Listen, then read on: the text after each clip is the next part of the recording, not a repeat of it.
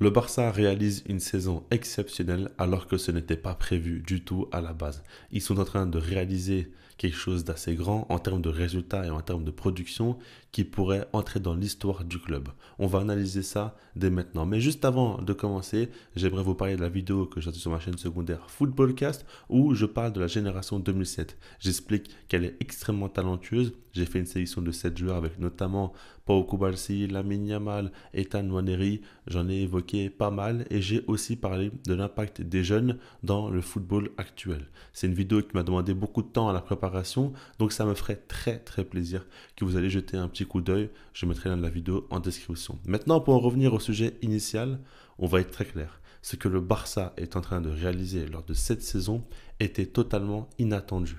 Regardons un petit peu les résultats. En Liga, le Barça a 3 points d'avance sur le Real Madrid et a 7 points d'avance sur l'Atlético Madrid. Pour l'instant, ils sont premiers et ont de bonnes chances de pouvoir remporter le titre.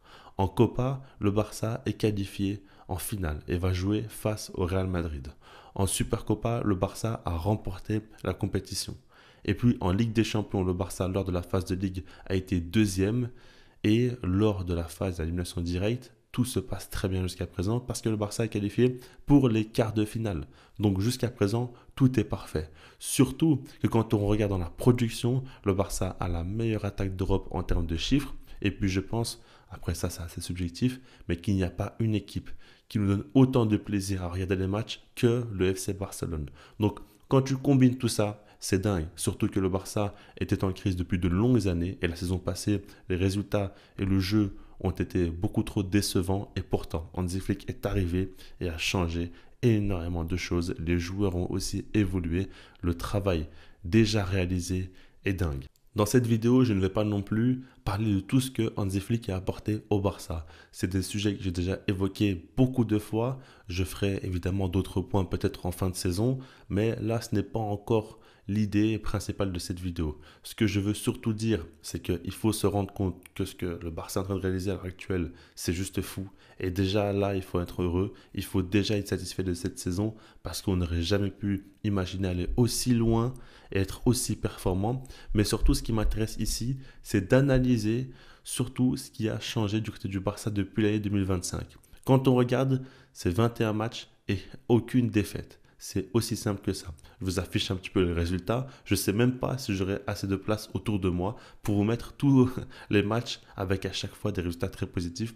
Quelques matchs nuls, mais énormément de victoires et surtout encore et toujours énormément de buts inscrits. Par rapport à ça, quand on regarde Hansi Flick a apporté de nouvelles choses à son équipe et ça c'est quelque chose que je ne pensais pas qu'il serait capable de faire mais qu'il le prouve semaine après semaine. Hansi Flick est un coach qui a une idée de jeu principale qui est très aboutie mais qui est capable aussi d'apporter des ajustements si nécessaire. Quand on regarde par exemple la profondeur de banc du Barça n'est pas très étoffée. On sait qu'il y a quand même un gap entre les joueurs sur le banc et les joueurs qui sont dans le 11 type et pourtant Hansi Flick a besoin de ces joueurs-là pour être compétitif sur toutes les compétitions. Lorsque tu es en lice, encore en Copa, en Liga, en Ligue des Champions, vers le mois d'avril, honnêtement, c'est pas facile d'enchaîner pour n'importe quel club, mais surtout pour le Barça qui n'était pas du tout, on va dire, dans les meilleures conditions pour pouvoir arriver jusqu'à là.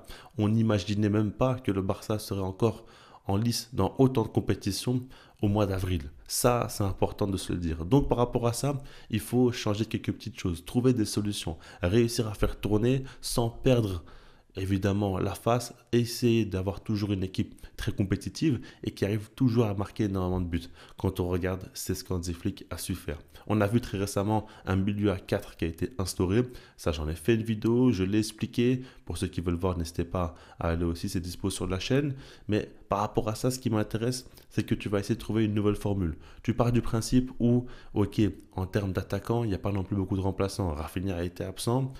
Tu sais pas trop qui mettre à la place parce que Lewandowski aussi a besoin un petit peu de repos, donc tu sais pas non plus remplacer chacun des joueurs en attaque. Donc tu vas jouer seulement avec 2 offensifs mais avec 4 milieux de terrain derrière, un petit peu comme ce que Xavi faisait, mais là évidemment des ajustements tactiques qui sont faits et c'est différent parce que le système initial est conservé. Il y a toujours le même système, toujours la même approche, mais avec des ajustements qui font que tu peux t'adapter à l'adversaire et il y a des profils différents aussi qui peuvent t'apporter d'autres choses sur le terrain. On le voit très bien avec Fermin Lopez qui t'apporte beaucoup plus plus de verticalité. C'est le milieu qui peut le plus le faire. Si tu n'as pas Rafinha, tu as besoin de Fermin Lopez ou potentiellement Daniel Olmo, mais il est blessé à l'heure actuelle. Et puis on l'a vu avec Gavi aussi, qui a un rôle très important où il démarrait en tant que relayeur, mais montait beaucoup plus haut sur le terrain. Donc lui aussi a eu un rôle important à jouer, que ce soit à la base du milieu de terrain ou dans les actions offensives du Barça.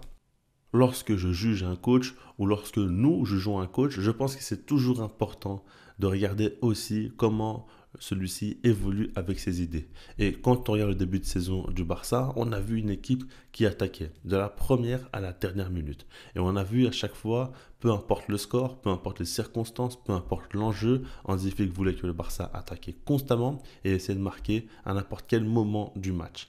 Ça, on l'a bien vu, mais ça apportait quelques limites.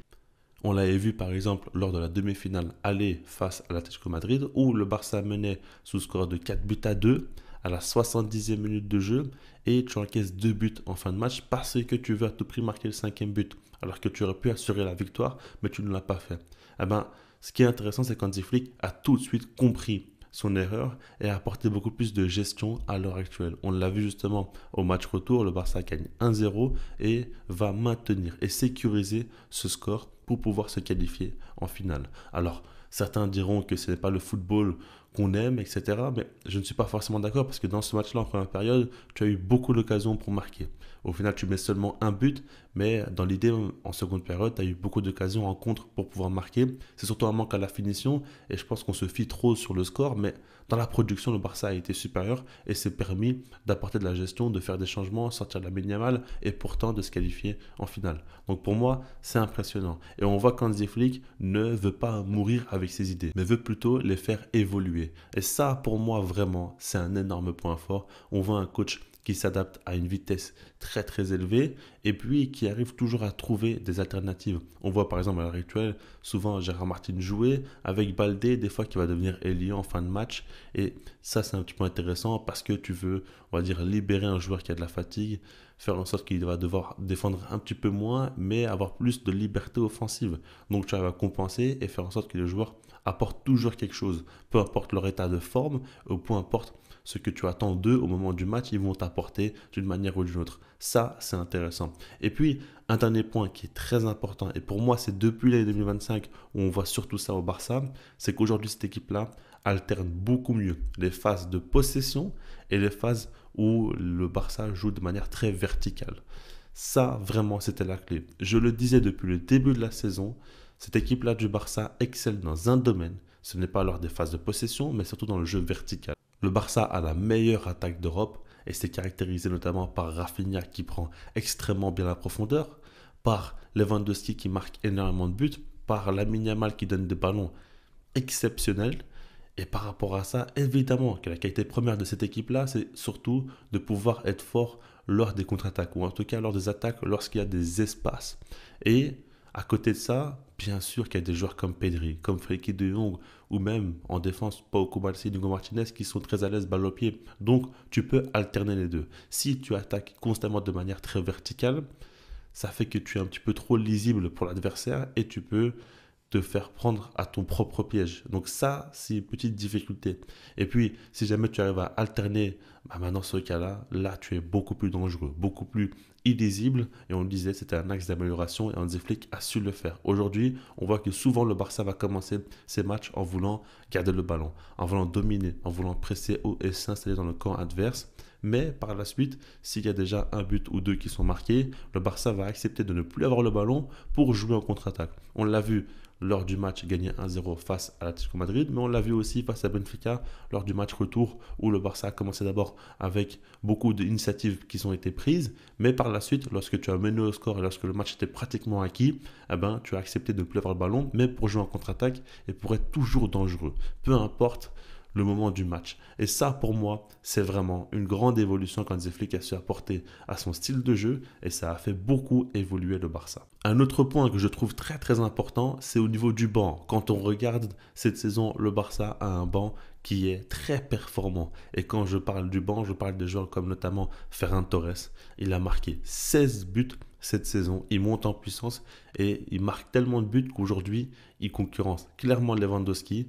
Donc ça, c'est quand même quelque chose d'important. Ensuite, il y a d'autres joueurs comme Fermin Lopez, lui aussi, En Liga, dites-vous que c'est le joueur le plus décisif avec Mbappé. Là, sa tête assez folle, alors que c'est un joueur qui n'est pas toujours titulaire. Il arrive souvent à marquer, à délivrer des passes décisives aussi. Donc c'est très très bien pour le Barça d'avoir un joueur comme ça sur le banc. Ensuite, Gavi, évidemment, il s'est fait les croisés. Il n'est pas encore à 100% physiquement, mais lorsqu'il joue, il apporte énormément. On l'a vu, il est souvent critiqué, mais je pense que les gens sont beaucoup trop sévères avec lui. Et puis, un joueur comme Gérard Martin. Pour moi, c'est lui qui caractérise peut-être le mieux ce type de joueurs-là qui sont sur le banc, mais qui apportent beaucoup.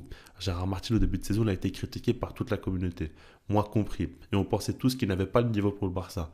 Bon, d'ailleurs, je ne pense toujours pas qu'il a vraiment le niveau pour le Barça, mais en tout cas, ce qui est sûr, c'est qu'aujourd'hui, il apporte. Et lorsqu'il entre en cours de jeu, souvent, il est pertinent. Souvent, il arrive offensivement à donner des bons ballons. Après, on ne va pas dire non plus qu'il fait autant de différences individuelles que Alejandro Balde, mais en tout cas, ce n'est pas un joueur qui fait vraiment tâche au sein de cette équipe-là. On le voit qu'il est assez bon en termes d'activité, en termes de projection offensive et défensivement, il est plutôt dur sur l'homme.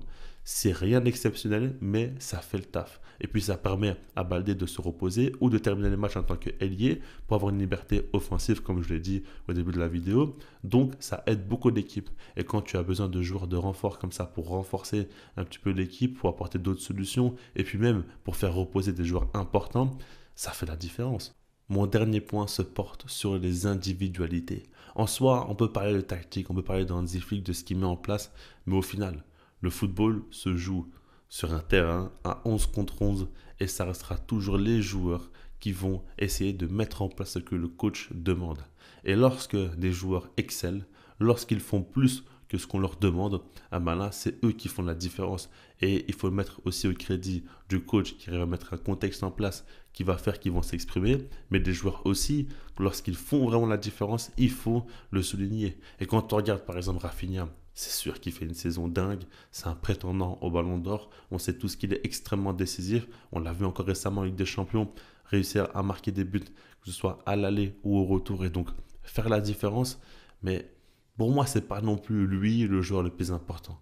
Les deux joueurs les plus importants sont Pedri et Lamine Yamal. Le niveau qu'ils affichent est stratosphérique. Déjà, Lamine Yamal, on sait très bien. Il est décisif à chaque fois que c'est un grand match. À chaque fois que l'enjeu est très grand, il va être décisif. Il va marquer ou délivrer un assist.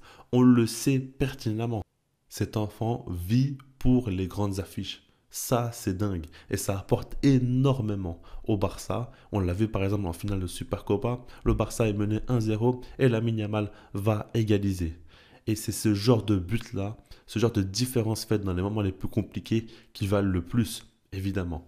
Maintenant, par rapport à Pedri, son année 2025, est-ce qu'on s'en rend compte? Est-ce qu'on comprend ce qu'il fait réellement? Moi, je ne sais pas comment expliquer ça. Je ne sais pas quel mot mettre sur ses performances. Tout ce que je sais, c'est que, à l'heure actuelle, c'est un joueur qui a atteint un niveau stratosphérique. Et aujourd'hui, il ne faut même pas débattre par rapport à qui est le meilleur milieu de terrain au monde ou je ne sais quoi. Il faut juste se dire qu'il y a Pedri et les autres. En termes de dynamique sur les 2025, c'est totalement le cas. Et ce qu'il propose, c'est dingue. Donc, par rapport à ça, le Barça est béni d'avoir un joueur comme ça au milieu de terrain, qui est celui qui récupère le plus de ballons en Liga et celui qui donne le plus de ballons de but aussi. Donc on a un joueur qui a une énorme activité, qui est très bon à la récupération, mais aussi à la création, qui fait la différence comme personne ne le fait. Donc évidemment que ça fait la différence. Avec ce type de joueur-là, on peut aller très loin. Maintenant qu'on a parlé de tout ça, on peut aussi dire que la mentalité de l'équipe a changé. Aujourd'hui, on voit que les traumatismes sont derrière. Et aujourd'hui, les joueurs ne sont pas inquiets dès qu'il y a une forte échéance. Ça fait la différence. Et même quand tout ne va pas dans le sens du Barça, il garde la tête froide et jusqu'à la fin du match, on sait que le Barça est capable de faire une remontada ou de tenir un score si nécessaire. Tout est faisable. À 10 contre 11, le Barça peut gagner un match dans le dur, mais à 11 contre 11, alors que tu es mené au score jusqu'à les dernières minutes du match, on sait que le Barça peut réussir à retourner la situation. Donc ça fait qu'on voit que mentalement, les joueurs sont vraiment prêts pour n'importe quel type de situation à devoir surmonter. Ils sont vraiment, vraiment forts mentalement, ont beaucoup de confiance en eux. Et ça fait qu'on a envie d'y croire, on a envie qu'ils aillent au bout. Maintenant, ce que j'aimerais dire pour terminer, c'est que tout ça, ça nous fait rêver. Et on a envie de se dire que le Barça fera un triplé, voire un quadruplé, qu'ils vont tout gagner, gagner notamment en Ligue des Champions, ce qu'on attend depuis 10 ans maintenant. Je pense que vous ne vous imaginez pas à quel point j'attends que le Barça regagne la Ligue des Champions. J'en ai tellement rêvé et je suis persuadé que la plupart d'entre vous en ont énormément rêvé. Maintenant, ce qu'il faut se dire, c'est que dans tous les cas, le Barça a énormément évolué, propose des performances auxquelles on ne pouvait vraiment pas s'y attendre. Je pense qu'il n'y a personne, que ce soit en tant que supporter du Barça ou autre, qui pouvait s'attendre à un tel jeu, avec de tels résultats, avec une telle manière. C'est dingue, c'est complètement dingue. Donc par rapport à ça, il faut déjà être satisfait de cette saison. En tant que supporter, c'est ce qu'il faut se dire pour ne pas être déçu par la suite. Maintenant, les joueurs, évidemment, ils doivent aller au bout.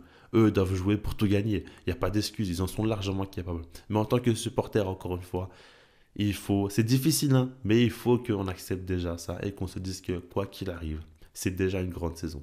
Quoi qu'il arrive, le Barça a été largement au-delà des attentes espérées.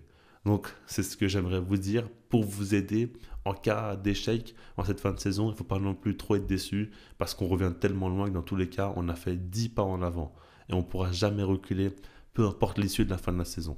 Voilà, dites-moi vous ce que vous en pensez dans les commentaires et puis sinon moi je vous dis peace.